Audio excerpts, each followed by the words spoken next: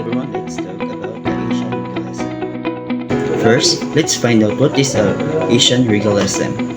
Regalism is described as action by government to liberalize or facilitate trade on a regional basis. Sometimes we have a free trade areas and or custom union.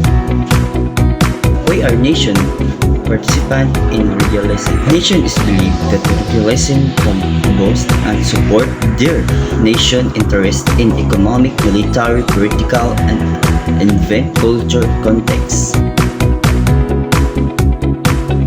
Nations state to band together, form ties and allies built on solid legal framework with other nations. What is Asian regalism? Is the product of economic interaction as a result of successful outward-oriented growth strategy. Asian economics have grown not only richer but also closer together. Dynamic and outward-looking Asian regalism could bring huge benefits. It includes to sustain the region growth and declared stability, and with the right policy reduce the inequality.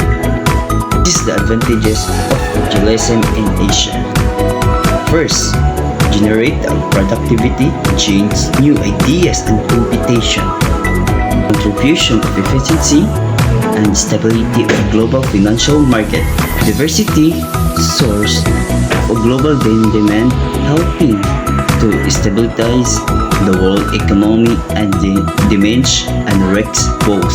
There are four major areas: Asian regional or regionalization, trade investment, and the integration of real economic activity, financial integration,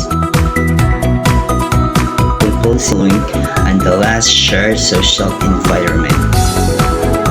The most prominent and enduring organization and emerge in Asian region. First, Asian Association of South Asian Nations.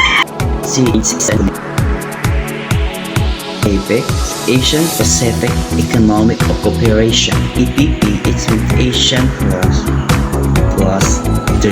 AS is Asian Summit. EPC, Asian Pacific Community.